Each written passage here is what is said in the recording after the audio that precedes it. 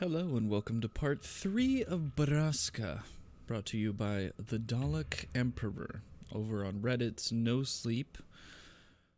So far it's getting pretty good.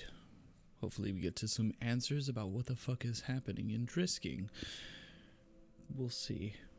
I'm trying this new thing out on stream where it's a little bit more ASMR-y, so I guess we'll try it. But it's just to soothe you while you're... I don't know how this would soothe you, considering it's a scary story, but let's try it. Part 3, Borrasca. Do you think she blames herself? I don't know, man. Probably. I stretched out on the reclining seat of my Chevy and pulled the bill of my hat lower over my eyes. But do you think she's okay? I didn't answer him. I certainly hadn't been okay when Whitney died, and Kimber was even closer to her mom than I was to my sister. She was definitely not okay. Sam, seriously, I'm fucking freaking out here. It's been 2 days. I pushed my hat up off my face and looked over at Kyle, who was admittedly a wreck. His eyes were bloodshot, his face sallow, and his red hair greasy. Dude, her mom committed suicide. You know how close Kimber was to her mom? She just needs some time, but she'll be okay. She hasn't answered any of my texts or calls. I've left her like 9 voicemails, man. I'm going crazy. You just have to give her space. Yeah, but she's my... He still couldn't say it around me. I'm supposed to be looking after her. I sat up and pulled the chair up right behind me. Look, Kyle, I know you want to help Kimber, and I want to help Kimber too, but she hasn't answered your calls. Been to school or come to the door when we've stopped by her house. She doesn't want to see us right now, and we have to be okay with that. Right now, Kimber knows what's best for Kimber. What about the suicide note? You think that has something to do with it? I sighed. We don't even know if there was a suicide note. Kimber's dad was upset and messed up when he said that, and it's possible I misheard him anyway. I asked my dad, and he said there was no letter. Right, because your dad is such a beacon of truth. One look at Kyle told me he immediately regretted his words. I shrugged. I don't know what to believe anymore.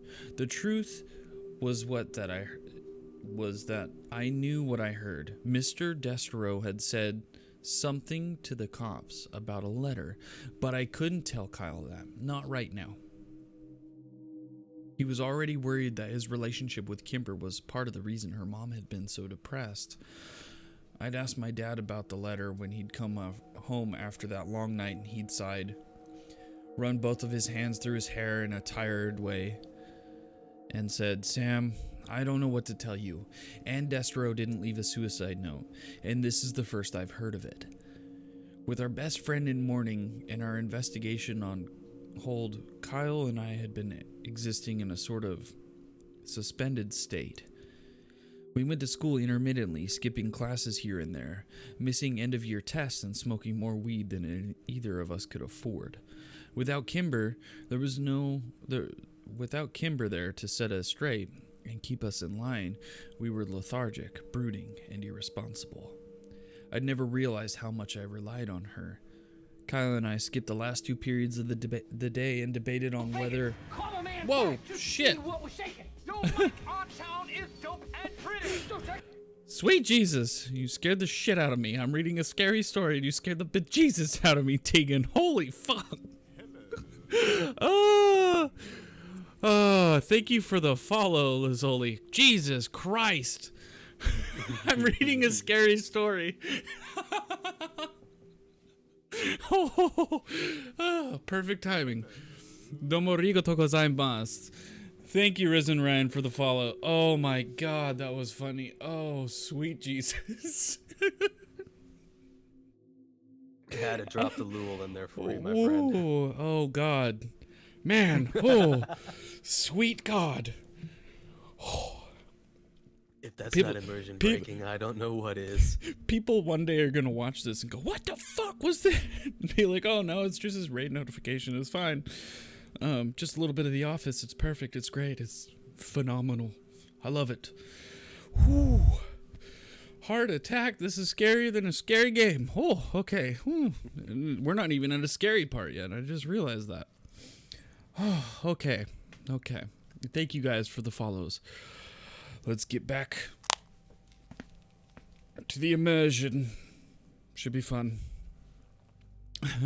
What are we reading? We are reading Borrasca on NoSleep. It is a spooky story. So, it should be fun. All right. Let's see here. Where did I leave off now?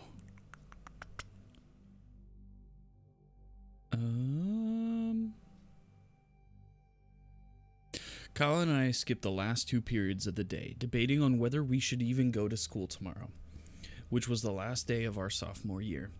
We finally decided to show up for second period, which I was glad we did because Kimber showed up in biology. I didn't even see her at first. I had my head down on my desk, resting on folded arms when I felt a meek hand pat my shoulder. I turned around to see her standing there, looking unsure and uncomfortable.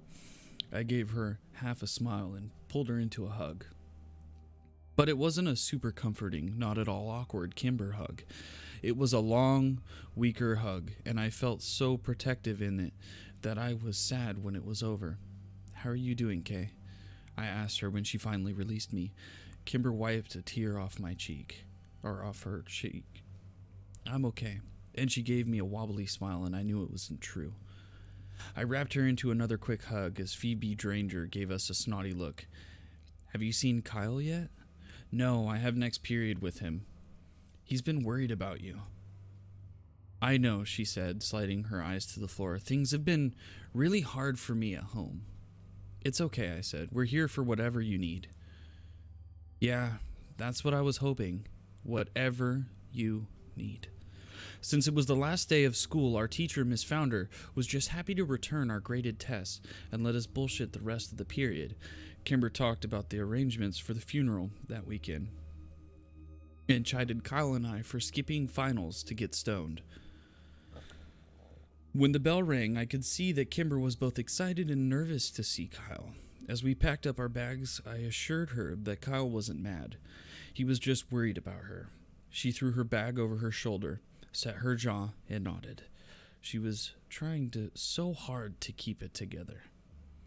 As soon as Kyle saw her from down the hall, he slammed his locker shut and walked towards us with such intensity that I began to wonder if maybe he was mad. He pushed past a dozen people without so much as glancing at them and left a curious, if annoyed, crowd in his wake. When he finally reached us, Kyle threw his backpack against the wall and swooped Kimber up in the sort of way you'd see in old black and white movies. Everyone who'd watched all this unfold, including me, groaned in unison. Since most of the teachers weren't even bothering to take attendance that day, I went to calculus with Kimber and Kyle, where they had the same conversation. Kimber and I had last period. Towards the end of the hour, the conversation faltered and became uneasy. Kyle and I exchanged a look over the top of Kimber's head, and I nodded at him. "Kimber," he said quietly, "did your mom leave a letter?" "What?" Kimber asked in surprise. "I heard your dad talking about a letter on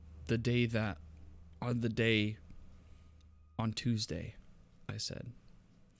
"Oh." As we waited for her to continue, the bell rang for lunch. Everyone filed out of the room, but the three of us stayed, still sitting on our desks.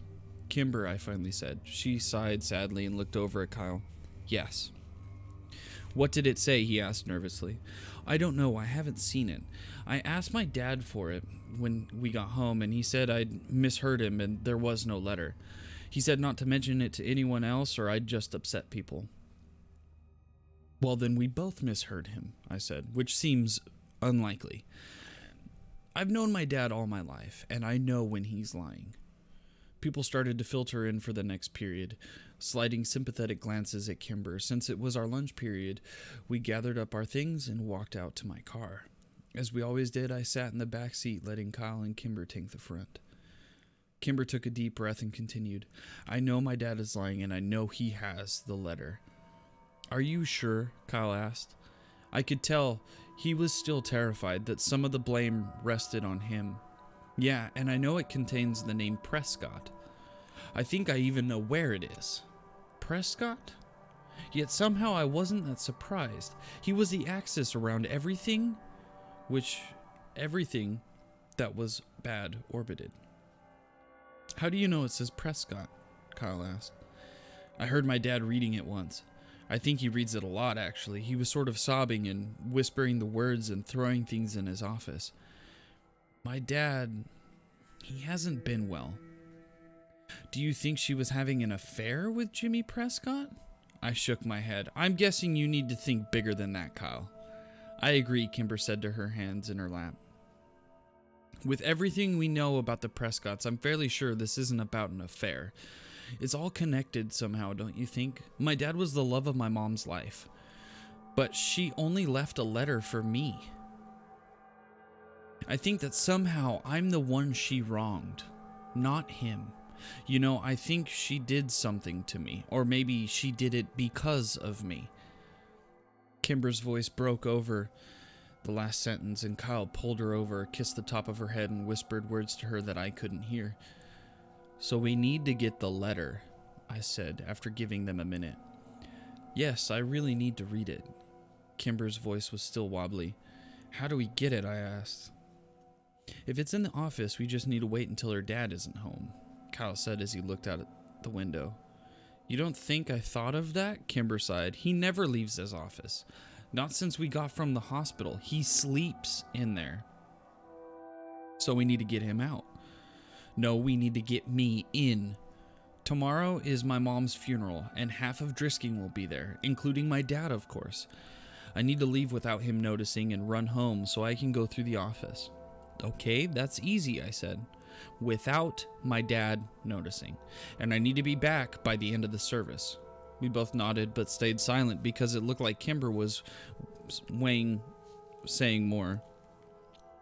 My dad, he's been very cold and I think he blames me, Kimber finally said. That's bullshit, Kyle spat. Can you guys help me? Absolutely. Of course.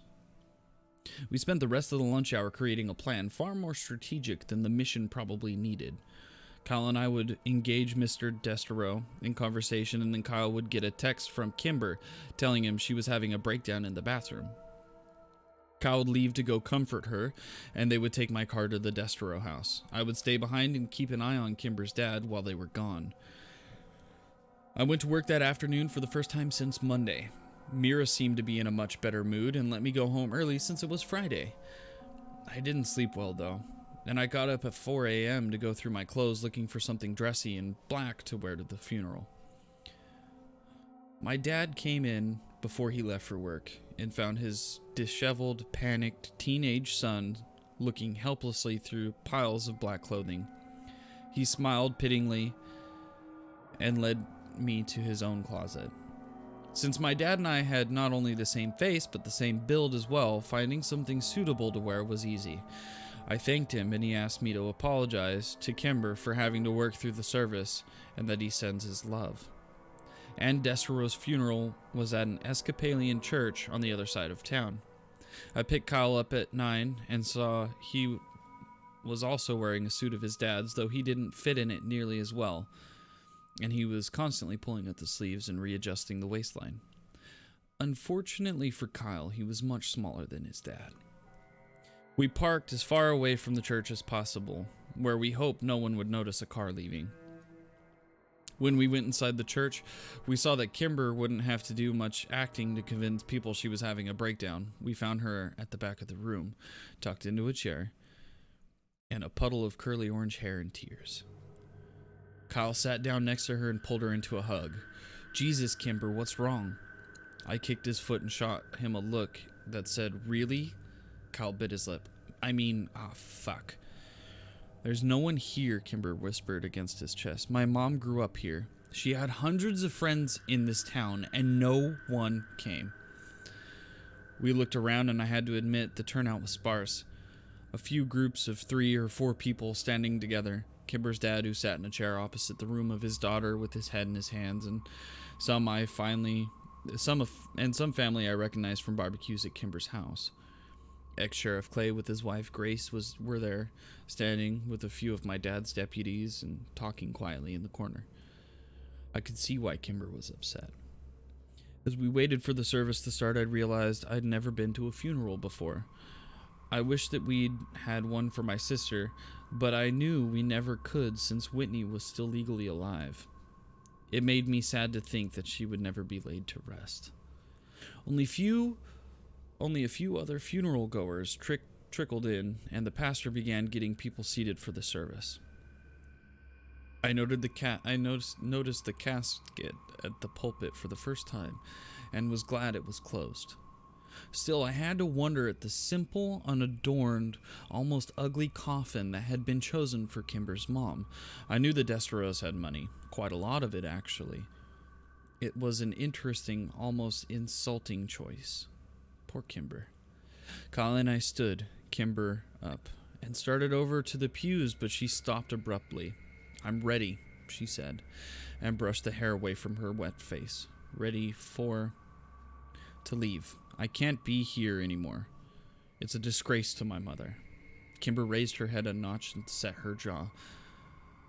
I knew this look, and it meant there would be no reasoning with her. Kyle and I looked at each other.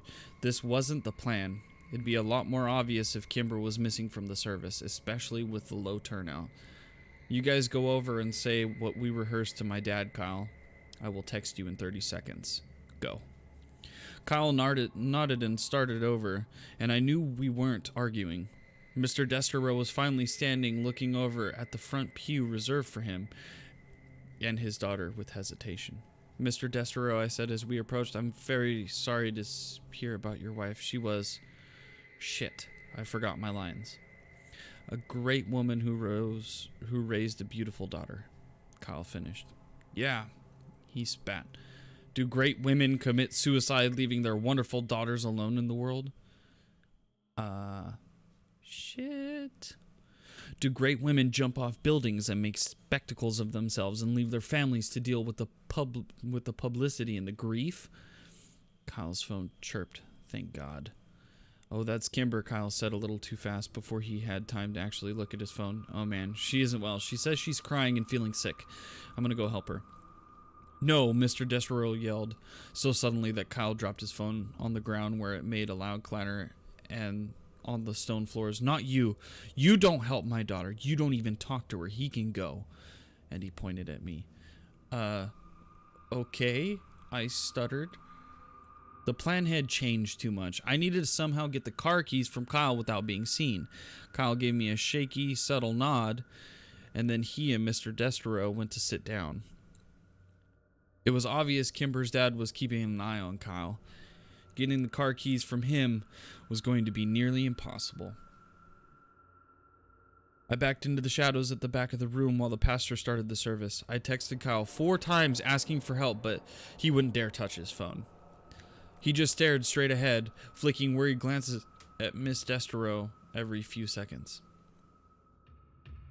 After several minutes, I went to find Kimber to see what she'd wanted to do, but she wasn't in our meeting spot by the back door. The plan was falling apart. I pulled out my phone and sent her a text. "Me, where are you?" "Me, Kyle is next to your dad and I can't get the keys from him."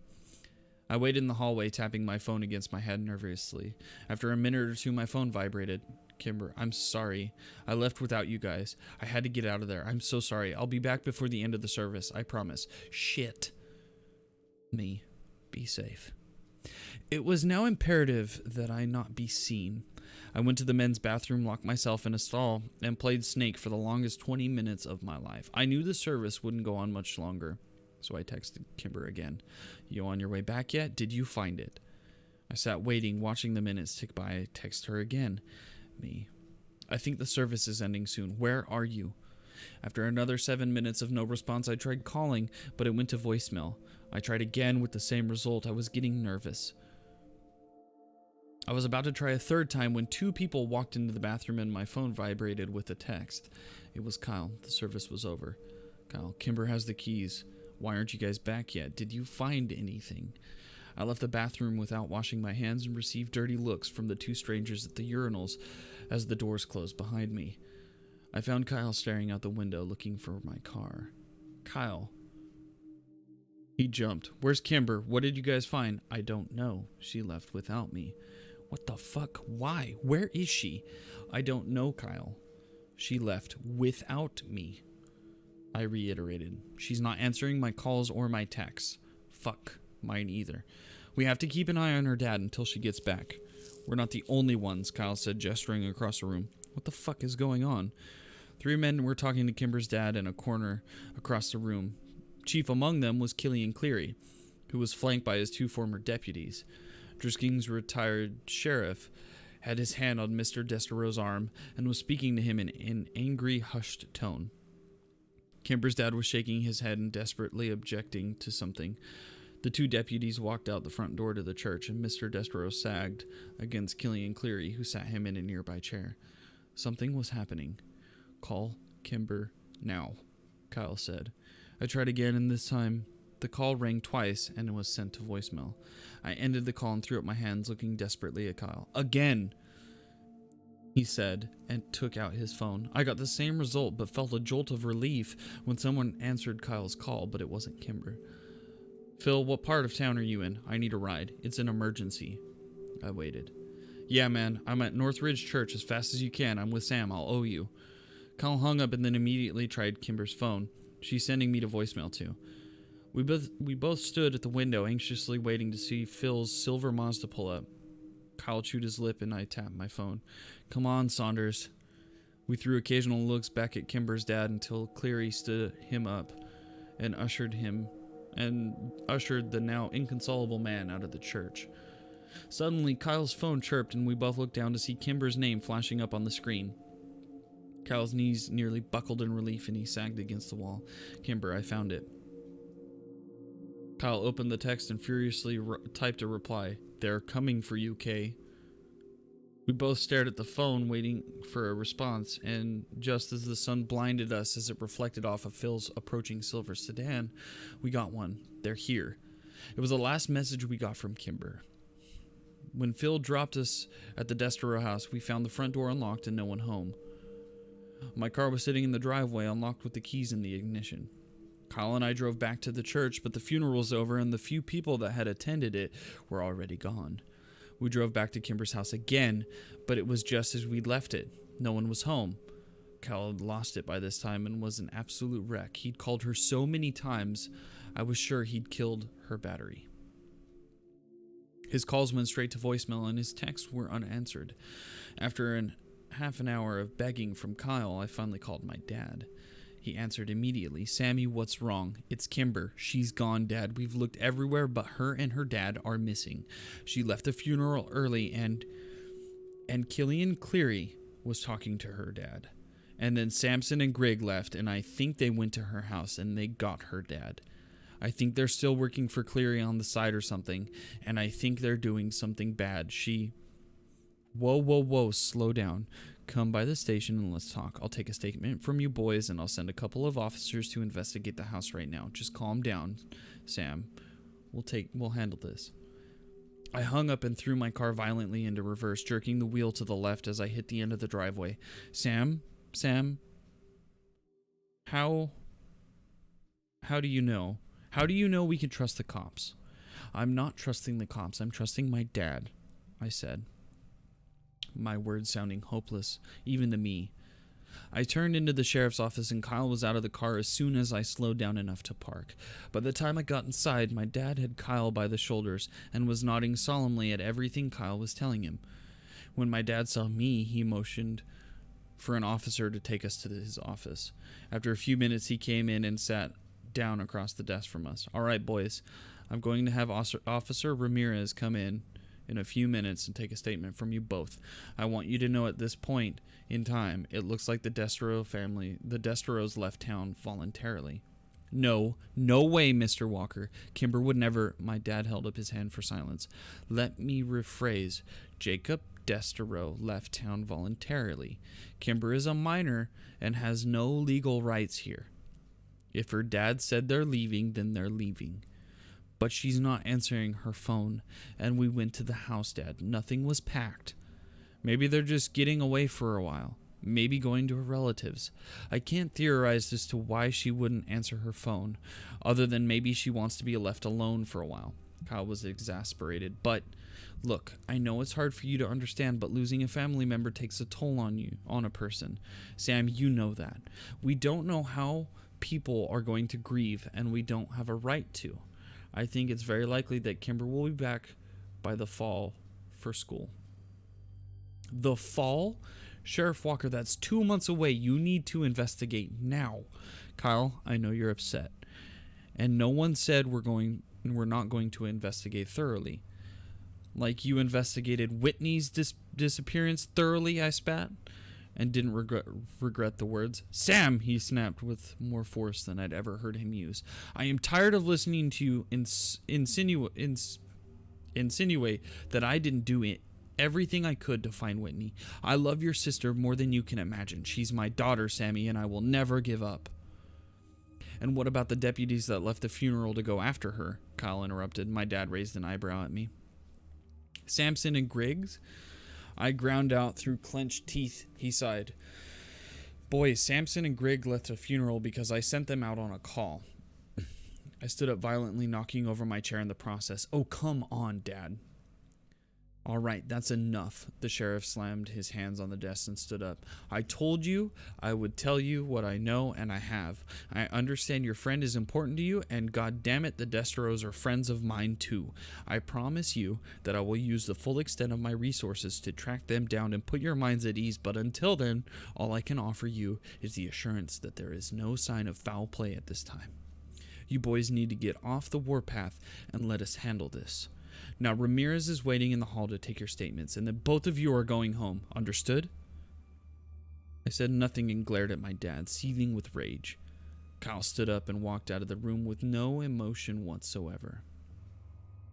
He walked past Ramirez, and I followed him out to the car. We got in, and I waited for Kyle to say something. I heard a loud sniffle and looked over at him to see his face slick with tears. It was the first time I'd ever seen Kyle cry, but not the last. He's lying, he whispered. I just shook my head. I didn't know what to believe. Kyle turned his face away from me. I know he's lying. Something bad has happened, and he's lying about it. What happened? I heard more sniffling as Kyle tried to collect himself. Dude, fucking talk to me. What do you think happened? Kimber's gone like all the others. So she's at the place where bad things happen. I punched the steering wheel. How the fuck had this happened? Not Kimber. Please, not Kimber. Was all of this because of me? Had her mother killed herself because of something I'd done? Something we'd found out? Was Kimber taken because of me? If I thought for 1 minute that was true, I knew I would crack into tiny pieces. No. Not Kimber. No. Yes, Sam, fucking think about it. Kyle yelled at me. It's the treehouse. It's all the same. Borrasca, the skin men, the triple tree, your sister, the mountain. It's all the fucking same. It's the Prescott Empire, and now Kimber has been fucking consumed by it. Where do we go?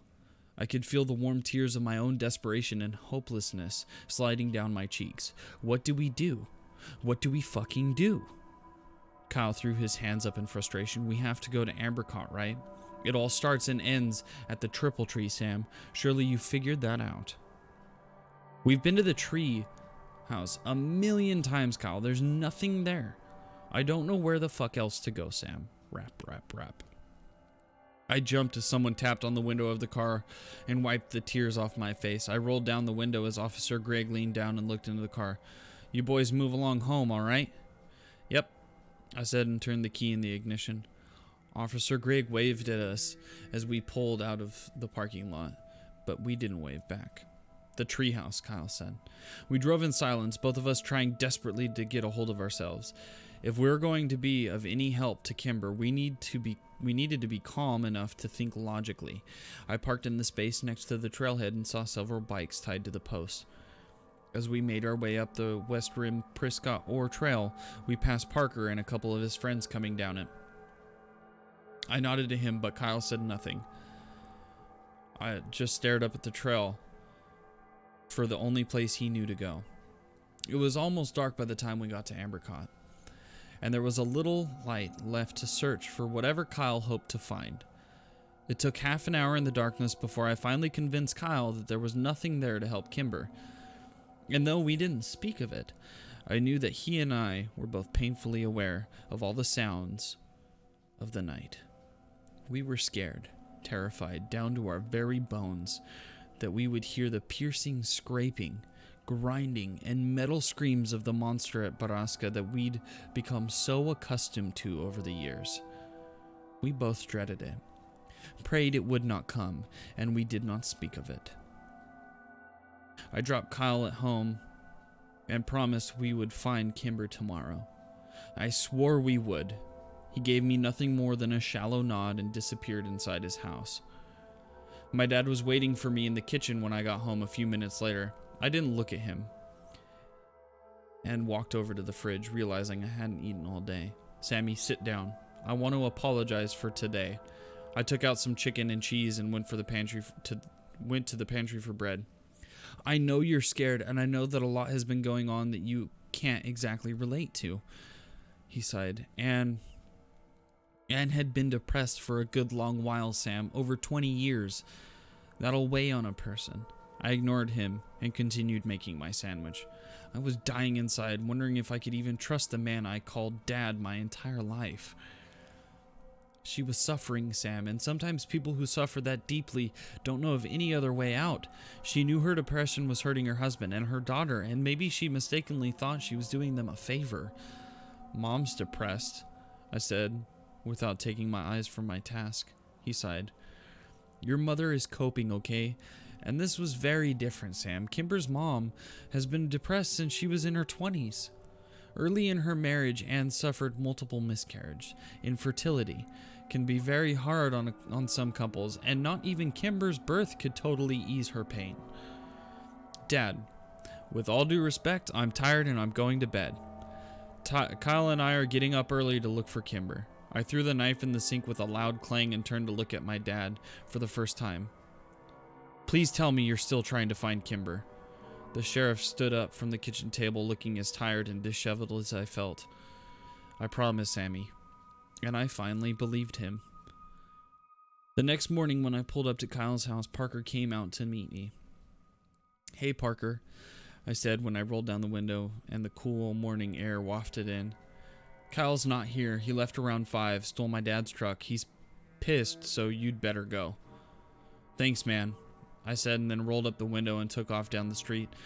I drove around all morning looking for Kyle and calling his cell, but he didn't pick up until around noon. Sorry, man, I couldn't sleep. Kyle sounded a bit more stable than yesterday. That's cool. Where are you at?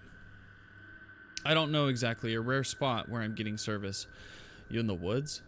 Yeah, she's out here, Sam. Somewhere in these mountains. I can feel it. I know it.